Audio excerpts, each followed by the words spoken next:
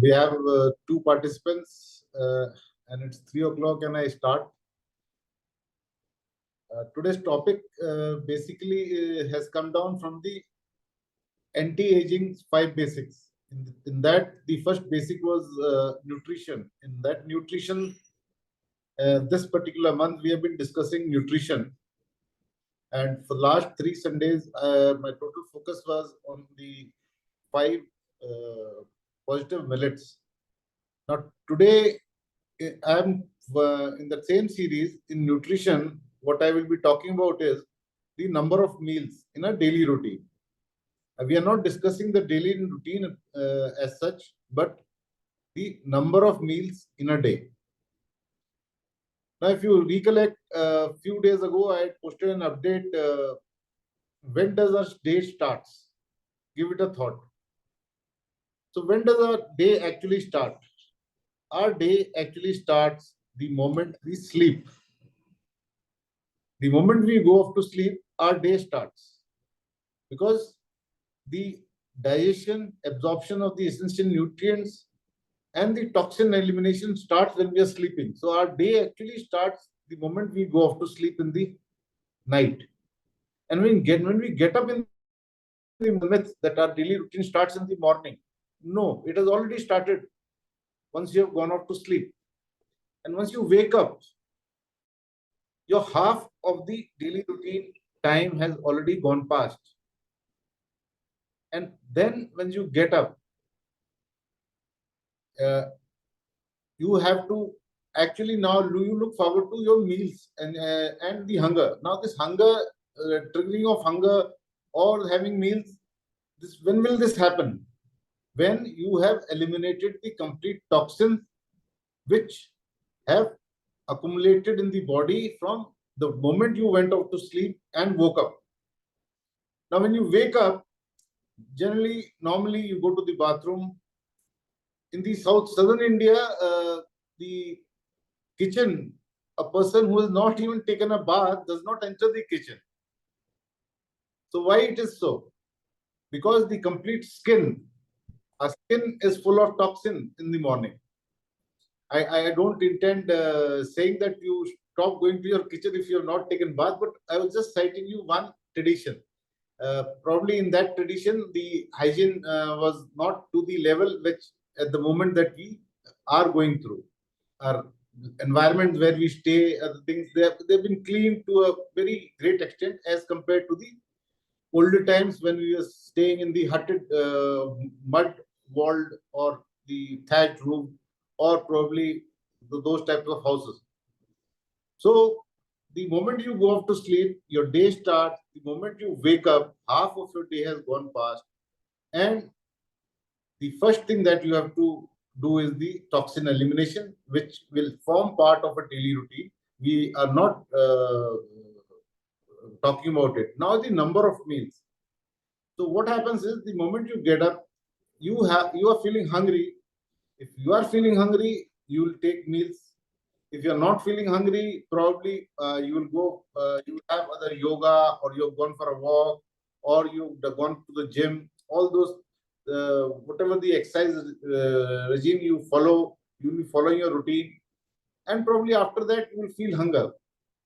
In this, at the same time, now what has happened is all the hormones in the body, the moment you get up, let's say one gets up at 6 o'clock, all the hormones in the body wake up 1 hour after you have woken up, as per the circadian rhythm.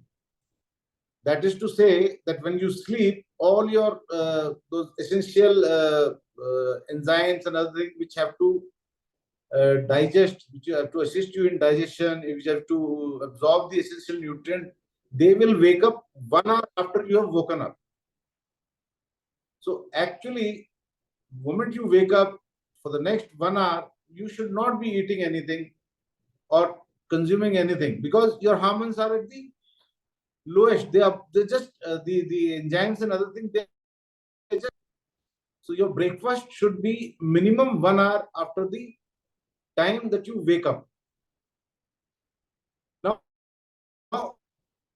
for the first meal of the day, whenever you're feeling hungry, when you have that meal. Now, if you're a diabetic person, the best thing for a diabetic person, like it has been told that it has been told by many people that you should have fruits first. First meal should be your fruits meal. And if you have some digestive issues, let's say acid reflux, or you have bloating issues, or you have ulcers, or any other digestive problem, which I have been recommending in the group also, that you delay your first meal as long as possible. Now, why is this happening? That I have already explained to you. So all these things will actually guide you. First is the hunger, the health issue will guide you the first meal of the day. Now, let's say you, whatever meal that you have, first meal of the day, you have taken that meal. It could be grains, it could be fruits. We are not now diabetic. You've had the first meal of the day, let's say a breakfast you've had. Whatever time you were feeling hungry, you have had that breakfast. At least give body minimum 3 hours for the body to at least digest that food. So after 3 hours, your snack time should be after 3 hours. Let's say you woke up at 7 o'clock, 8 o'clock you had your breakfast. So your next snacks or anything that you have should not, or any, for that matter, a cup of tea or a coffee should not be taken before 11 o'clock. Right? 11 o'clock, you take your first snack, and probably naturally you're feeling hungry again, so you eat something. The moment you've snacked something, at least give 2 hours gap for your next meal. Now, this timing, what I'm trying to tell about is that at least give some time for the body to do the digestion. Otherwise, what will happen?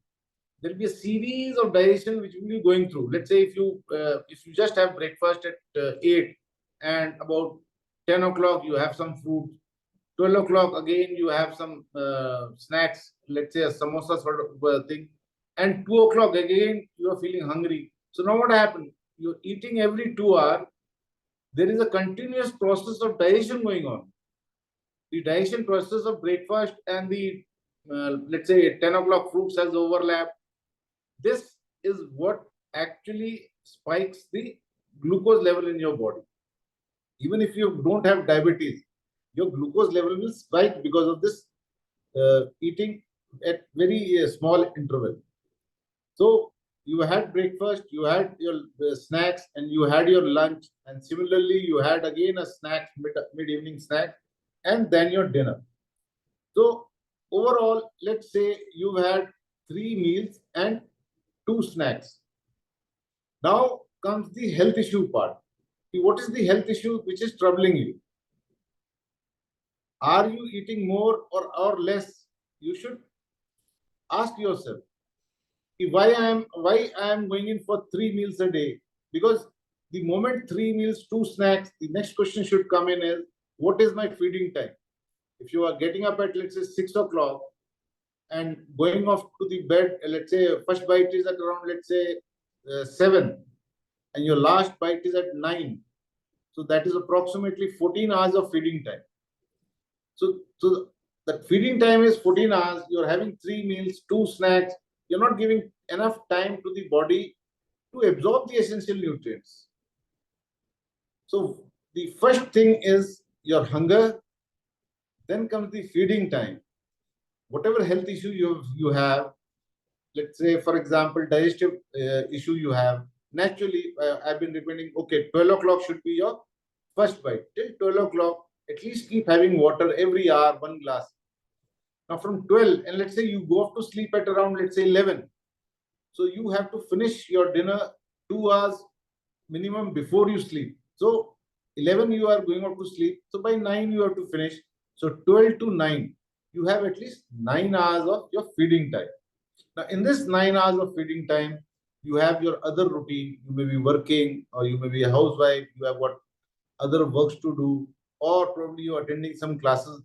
Dovetailing all this routine, you will have to then decide upon, I will have 3 meals, 1 snack, 2 meal, 1 snack, or I will have just 2 meals, or go do away with snacks.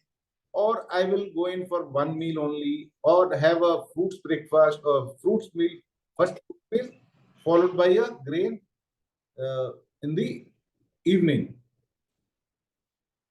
So this all, what is your health issue? Your drinking water intake, your exercises. Naturally, if you are doing a lot of exercise, your chances of getting hunger pang much faster than the person who has got a sedentary lifestyle. So you will have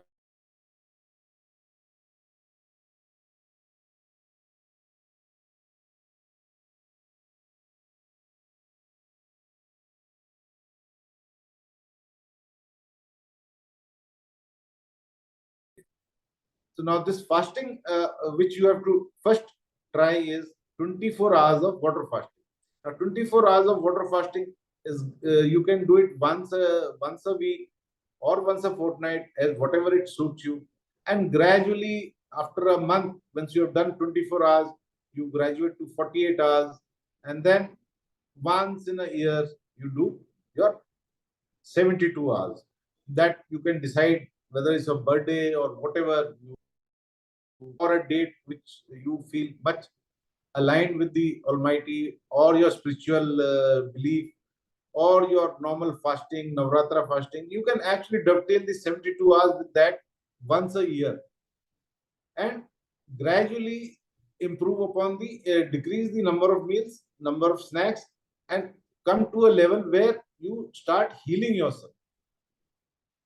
So in your daily routine, you will have to now when I say this daily routine, this is for 5 days a week.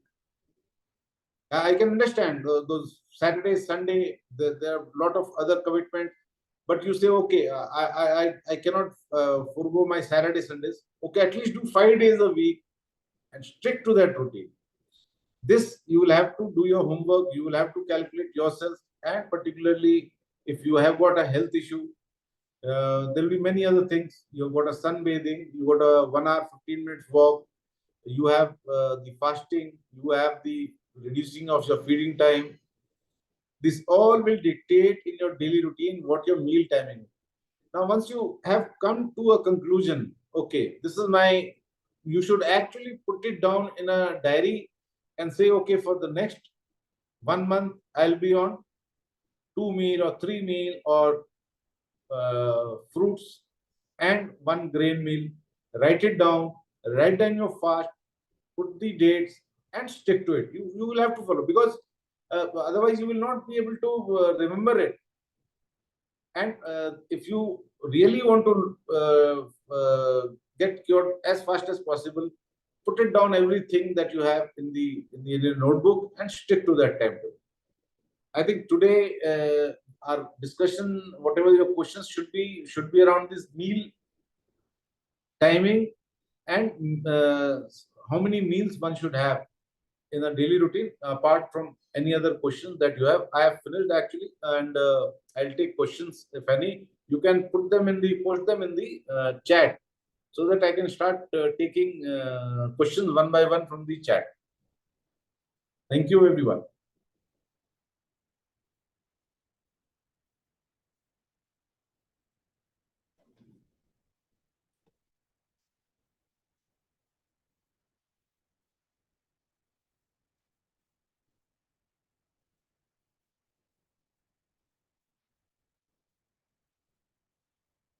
You can post your question any on the chat in the Zoom, or if you are unable to do, you can ask the question if you have it.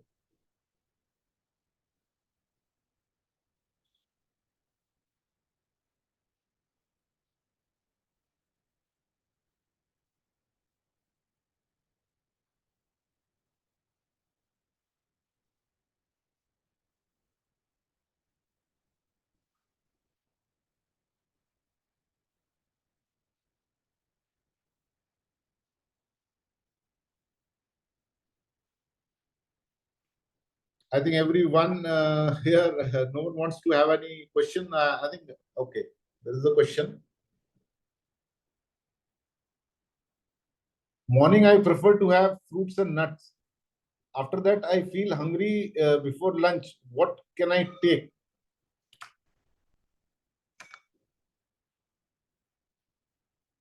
Okay. Firstly, whatever your hunger signals are, you should actually respect them and take food. Now you are having fruits in the morning with the nuts. I would suggest that you have only fruits and shift the nuts to the lunch whenever you keep the nuts as handy to have whenever you're feeling hungry.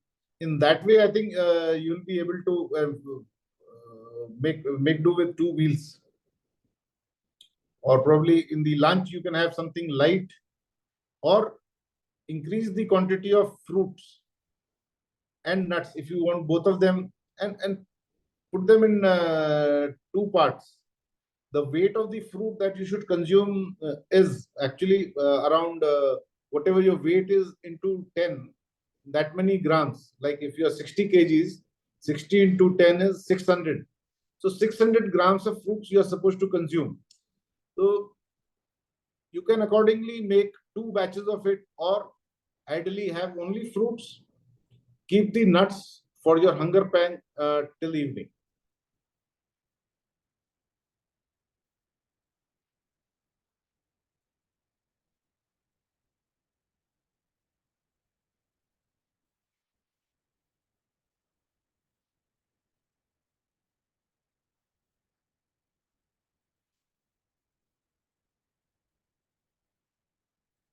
Yeah.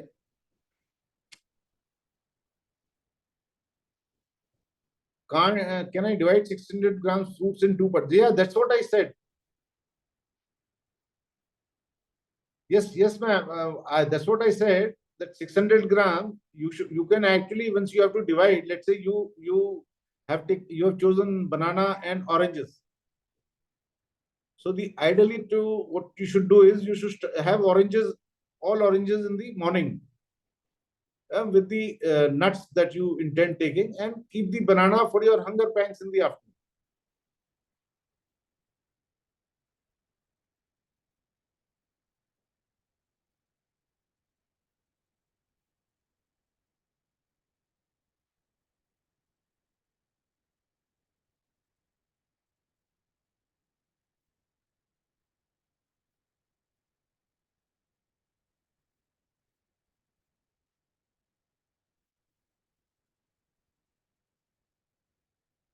You may ask the question if you are unable to type, or probably on a mobile, or someone who is not used to Zoom. You'll find somewhere chat. You can put your question there, or you can unmute and ask the question.